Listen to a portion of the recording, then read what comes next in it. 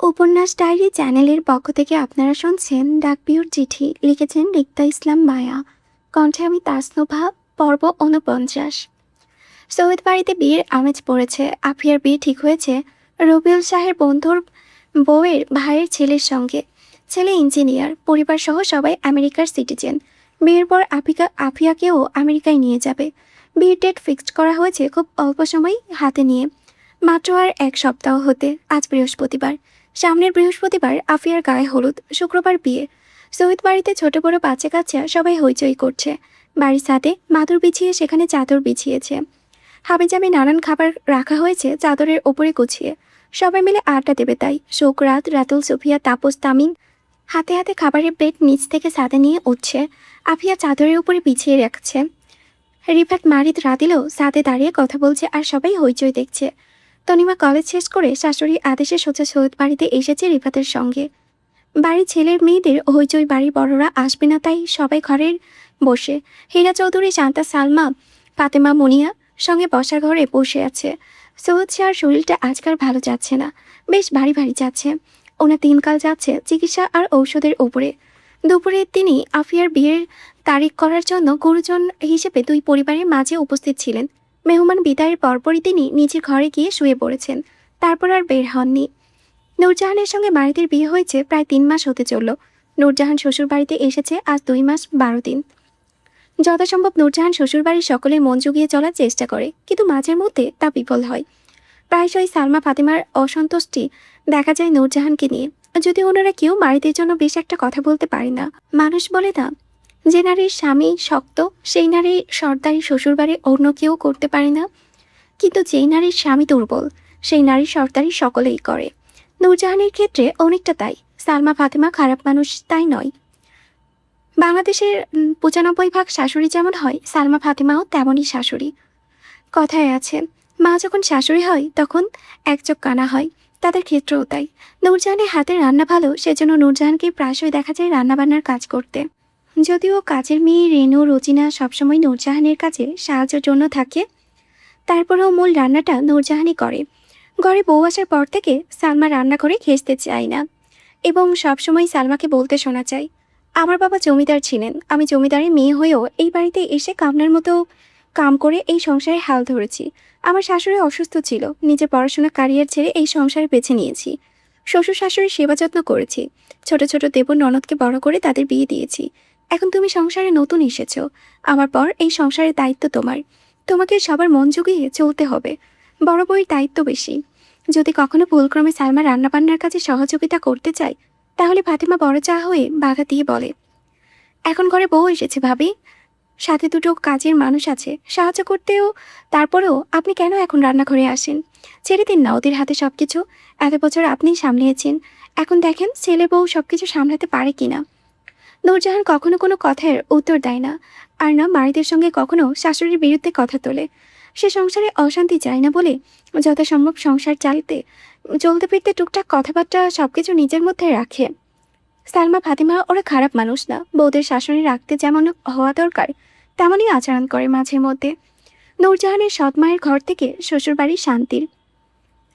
এখানে কেউ নূরজাহানকে আঘাত কিংবা লাঞ্ছিত করে না। শাশুড়ি হিসেবে সালমা, ফাতেমার অসন্তুষ্টি শাসন, এটা বাংলার সকল সংসারের মতোই। ওই তো সেদিন বংশ নিয়ে কথা উঠলে কথায় কথায় ফাতেমা বলে, আমাদের মারিদের বউয়ের তো জাত কপাল, কোনো প্রকার টাকা পয়সা ছাড়াই মেয়েকে মাগনা বিয়ে দিয়ে ফেলেছে। মারিদের শ্বশুর তাও আমাদের মতন এত উচ্চ বংশের না, নয়তো গ্রামের মেম্বার হয়ে সাধারণ ক্ষেতখামারে কাজ করা নিজ স্তরের মানুষের এত সাধ্য হতো না মেয়েকে আমাদের মতো ঘরে বিয়ে দেওয়ার। সরাসরি হাসানকে তুলে অপমান করে নূরজাহান চুপ করে থাকতে পারল না। এই দুনিয়ায় একমাত্র হাসানই যে নূরজাহানকে নিজের সর্বোচ্চ দিয়ে সবসময় আগলে রেখেছে, ভালোবাসে। সেই বাবার অপমান নূরজাহান সহ্য করতে না পেরে উত্তর দিয়ে বলেছিল, আমার বাবা গ্রামের সাধারণ মেম্বার হতে পারে কিন্তু লোভী না। আমার বাবার আত্মসম্মান আছে। আপনাদের বাবার ছেলের যৌতুক লাগবে বললেই হতো, আমার বাবা সামর্থ্য অনুযায়ী দিয়ে দিতেন, না হয় আপনাদেরকে যৌতুক। নূরজাহানের জবাবে তিলমিলিয়ে ওঠে ফাতেমা। সালমাও থমকে গিয়ে নূরজাহানের মুখের দিকে তাকায়। বিয়ের এতদিনে কখনো নূরজাহানের মুখে টু শব্দটি বের হয়নি, অথচ আজ ফাতেমার সঙ্গে তর্ক করছে। মানুষ বলে ঘরের শাশুড়িরাই ঘরের বউদের মুখে আনে, কথাটা কি আসলেই সত্য? ফাতেমা তিলমিলিয়ে বলে ওঠে, দেখেছেন ভাবি, দেখেছেন আপনার নতুন বউ আসতে না আসতেই চাচি শাশুড়ি মুখে মুখে তর্ক করছে। কয়দিন পর এই বউ সামলাবেন কিভাবে? কথা শুনবে আপনার বেয়াদব একটা। বাড়ির বউরা যত চুপ থাকবে ততই সংসারে শান্তি বজায় থাকে। উত্তর দিলেই হবে অশান্তি আর বেয়াদব। সালমা ফাতিমার সঙ্গে বসেছিলেন সোফায়। তিনি নূরজাহানকে স্পষ্ট ভাষায় জানান, আমার সংসারে মুখে মুখে তর্ক করা যাবে না। তর্ক করলে যার যার বাপের বাড়িতে গিয়ে তর্ক করো। আমাদের বংশের নাম আছে, আমরা কোনো ক্ষেত খামারের গ্রামের মানুষ না যে তুমি উশৃঙ্খল ব্যবহার করবে। সেদিন নূরজাহানের চোখে পানি জমে। ঘরে ঝামেলার কথা কখনো নূরজাহান মারিদকে বলে না। মারিদ সকালে যায়, রাতে ফিরে। সে জানে না ঘরে কি হয়। তবে মারিদের সামনে নূরজাহানকে কেউ কিছু বলতে সাহস পায় না। মারিদ নূরজাহানের হয়ে কড়া কথা শুনিয়ে দেয় সবাইকে, এমনকি মাকেও ছাড়ে না উত্তর দিতে। এতে মা ছেলের মধ্যে অশান্তি হয়। সালমা নূরজাহানকে দায়ী করে সব কিছুর জন্য।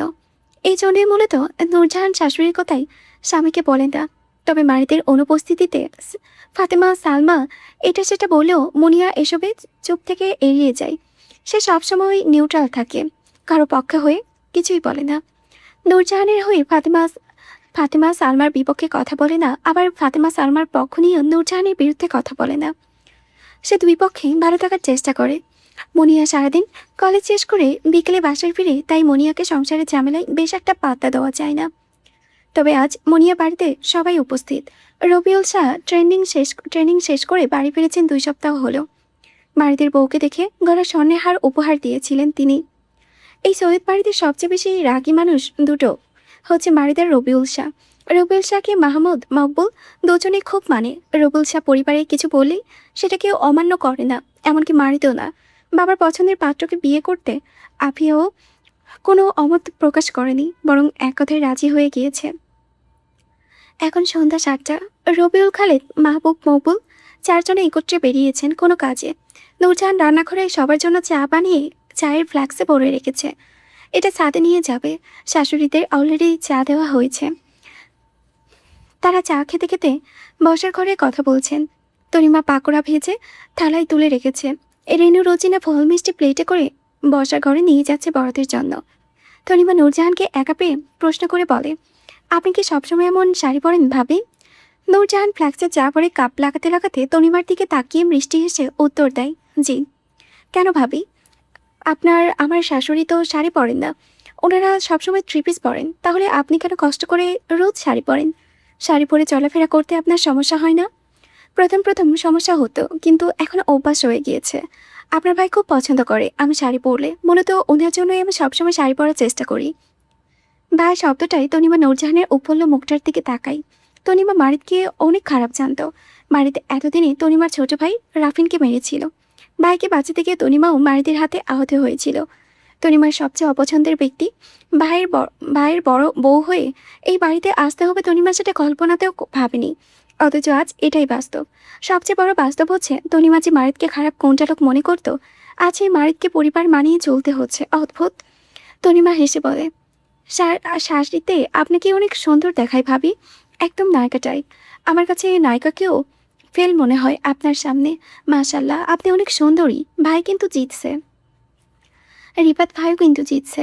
তনিমা হেসে ফেলে। নূরজাহান তনিমা চা পাকোড়া নিয়ে সাদে যায়। সাদে সকলেই গোল করে বসে রিফাতকে মাঝে দিয়ে রাদিল মারিদ দুপাশে বসেছে। নূরজাহান মারিদের পাশে আর সুখ চালাকি করে রাতকে তুলে রাদিলের পাশে বসেছে। নূরজাহানের পাশে সুফিয়া, তারপর তনিমা, এরপর আফিয়া, তাপস, তামিম, রাতুল, রাত, সুখ, রাদিল বসেছে। গল্প করতে করতে সবাই খাচ্ছে। মারিদকে নূরজাহান এটা সেটা তুলে দিচ্ছে। রাদিলকে সুখ। তনিমা দূরে থাকায় রিফাতকে দিতে পারছে না বলে সে নিজেরটা নিয়ে খাচ্ছে। রিফাতকেও কেউ দিচ্ছে না, সে নিজেরটাও নিয়ে খাচ্ছে। রিফাত মারিদ রাদিলকে তাদের পার্টনারের সাথে বসে থাকতে দেখে বলে, কে রে ভাই, মিঙ্গল তো আমিও। তাইলে তোরা আমারে বউ ছাড়া বসাইলি কেন? সব জায়গায় দুর্নীতি। রিফাত কথাটা আসতে বলেছিল। মারিদ রাতুল দুজনেই শুনছে। মারিদ রিফাতের কথাই উত্তর দিল না। দিলে দেখা যাবে রিফাত চলঘোলা করবে মারিদকে খুঁচিয়ে। রাতুল চুপ থাকলো না। সে মুখে পাকোড়া তুলে চমচম করে চিবিয়ে খেতে খেতে রিফাতের কথার উত্তর দিয়ে বলে, দুর্নীতি করলেই বা কি? তোর তো তাও বউ আছে, আমরা তো তাও নেই। তোর বোনকে কলে পিঠে বড় করতে হচ্ছে বিয়ে করার জন্য। একে বলে হালাল কষ্ট। রিফাত বেশ তীক্ষ্ণ চোখে রাতিলের দিকে তাকাই। সুখ রাতিলের পা ঘেঁষে বসেছে, নিজে খাচ্ছে, আবার রাতিলের খাবারেও খেয়াল রাখছে। এটা সেটা এগিয়ে দিচ্ছে রাতিলকে। বিয়ে হলে নিশ্চিত সুখ রাতিলের নাওটা বউ হবে। এখনই বোঝা যাচ্ছে সুখ জামাই পাগল বউ হবে। বলতে হবে রাতিলের এই দিক দিয়ে রিফাত মারিদের থেকেও ভাগ্যবান। রাতিলের খুঁজতে হয় না, সুখে সবসময় রাতিলের আশেপাশে থাকে। রিফাত রাতিলের সুখে বাগড়া দিয়ে সুখকে নিজের কাছে ডাকে। এই সুখ, এদিকে এসে বস, আমার কাছে আয়। রিফাত আর মারিদের মাঝখানে জায়গাটা দেখায় সুখকে বসতে। রিফাত কি বলছে সুখ যেন শুনতেই পায় না। ভাব। সুখ পাকোড়া চমচম করে খেতে খেতে সামনের প্লেট থেকে একটা কলা নিয়ে রিফাতের দিকে বাড়িয়ে বলে, রিফাত ভাই নাও, একটা কলা খাও। তুমি কেমন দিন দিন শুকিয়ে যাচ্ছ পুষ্টিহীনতায়। রাতিল শব্দ করে হাসে। হাসতে হাসতে গলায় খাবার আটকে গেল। সুখ দ্রুত পানি দেয়। রাতিল পানি পান করে। তনিমা সুখের কথায় রিফাতের দিকে তাকাই। আসলেই রিফাত পুষ্টিহীনতায় শুকিয়ে গিয়েছে কিনা পর্যবেক্ষণ করে। রিফাত তনিমার দৃষ্টি বুঝে সুখকে শাসিয়ে বলে, বেয়াদব হয়েছিস তুই, কোথায় কি বলতে হয় জানিস না ছাগল। সুখ মুখ পাকিয়ে অসন্তুষ্টি প্রকাশ করে বলে, আজাইরা, আমি সব ভালো কথা বললেই দোষ, বেয়াদব হয়ে যায়। অথচ এই বেয়াদবে যে একসময় তোমার কত উপকারী করলো সেসব তো মনে রাখলে না রিফাত ভাই। আচ্ছা বাদ দাও, এই নাও কলাটা খাও, স্মরণ শক্তি বাড়বে। রিফাত খেপে যায়। সুখ অতীতে তার কি এমন উপকার করেছে আবার সেটাও খোঁচাই দিচ্ছে তার বউয়ের সামনে।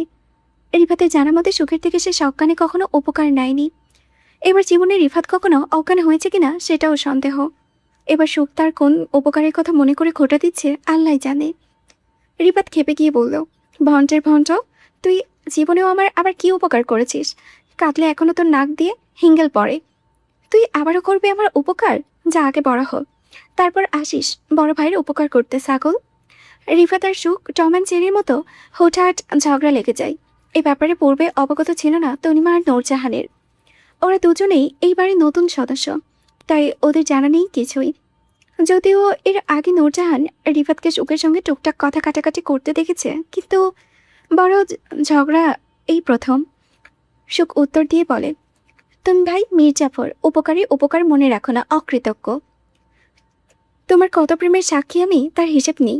তুমি কত শত চিঠি আমাকে দিয়ে আদান প্রদান করেছ আমাদের পাশের বাড়ির সুমি আপার কাছে।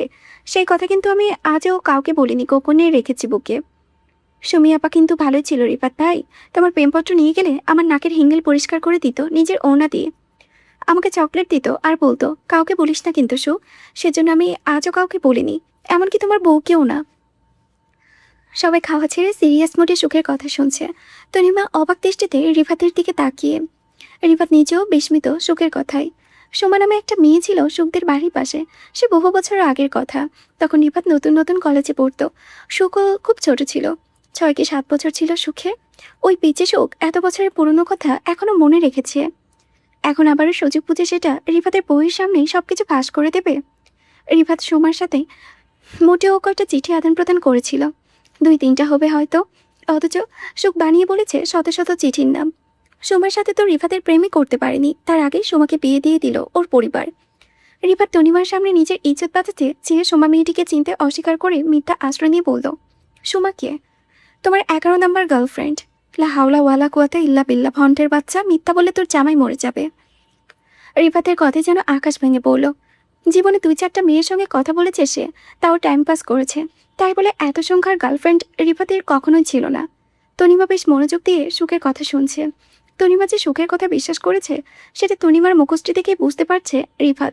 সুখ মজার ছলেও রাতিলের মৃত্যুর কথাটা পছন্দ করল না, তাই ঠাস করে রেগে গিয়ে রিফাতকে শাসিয়ে বলে, খবরদার রিফাত ভাই, নেক্সট টাইম আমার জামাই মরার কথা বললে আমি তোমার সব গোপন কথা তোমার বউয়ের কাছে ফাঁস করে দেব কিন্তু। আর কি বাকি রেখেছিস ফাঁস করার? বলবো না করে তো সবই বলছিস। সুখ রিফাতের থেকে দৃষ্টি সরিয়ে তনিমার উদ্দেশ্য বলে, এইভাবেই আপনি বলুন, আমি কখনো আপনাকে বলেছি রিফাত ভাইয়ের 26টা গার্লফ্রেন্ড ছিল? জীবনেও সেটা। এমনকি রিফাত ভাই যে একবার তার 13 নম্বর গার্লফ্রেন্ডের সঙ্গে দেখা করতে গিয়ে পার্কে ধরা খেয়েছিল, সেটাও কখনো আপনাকে বলেছি আমি? বলতে পারবেন? তনিমা অবিশ্বাস্য অবুঝের মতো মাথা নাড়ল।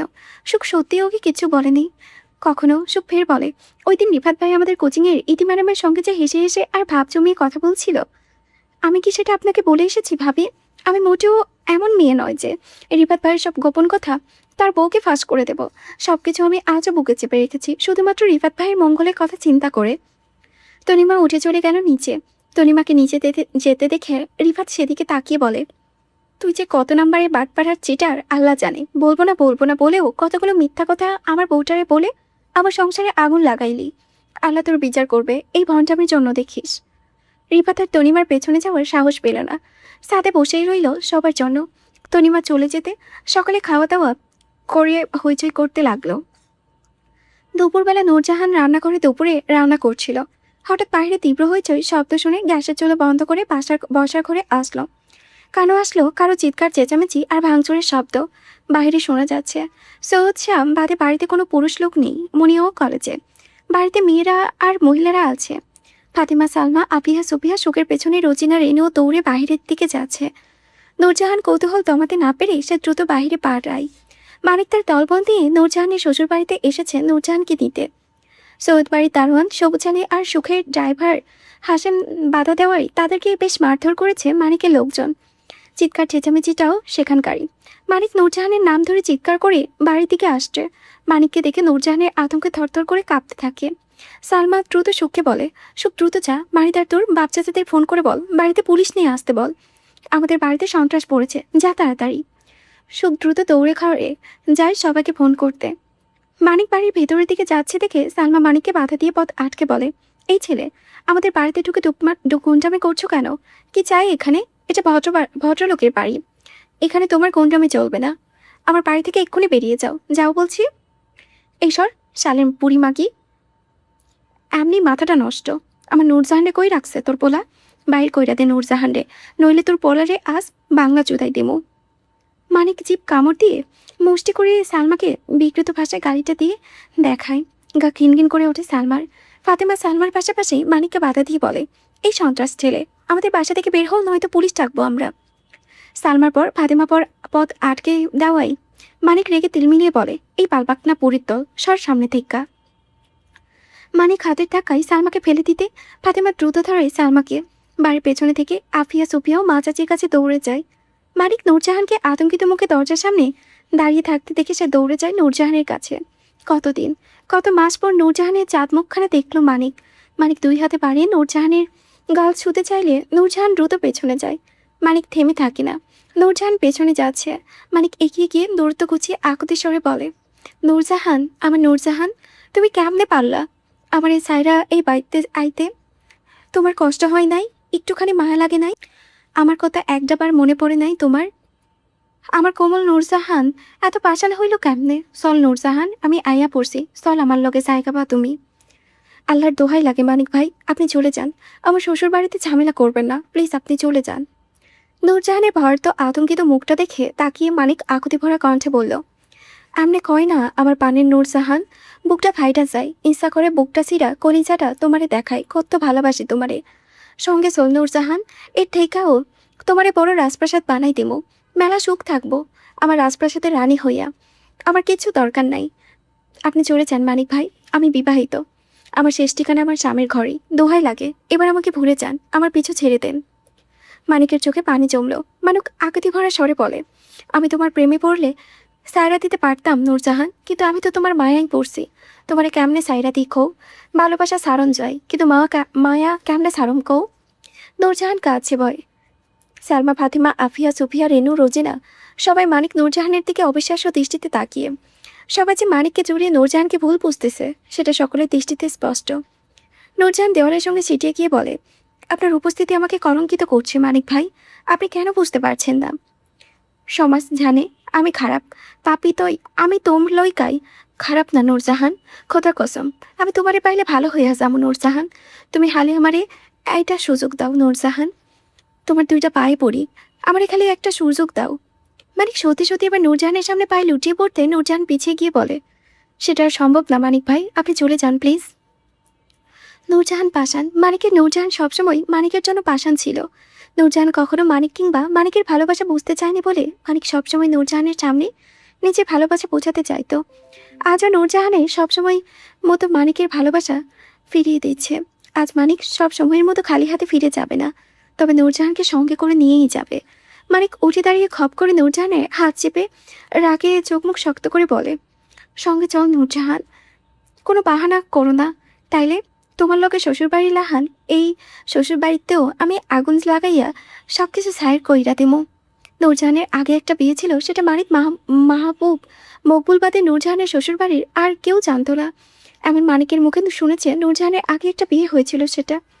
সকলের চোখে অবিশ্বাস্যর দৃষ্টি। মানিক নূরজাহানকে নিয়ে যেতে জোরাজুরি করছে, সবাই এগিয়ে এসে বাধা দিত। এর মাঝে সুখ মারিদের কল করে ভেতরে ঘর থেকে দৌড়ে আসে।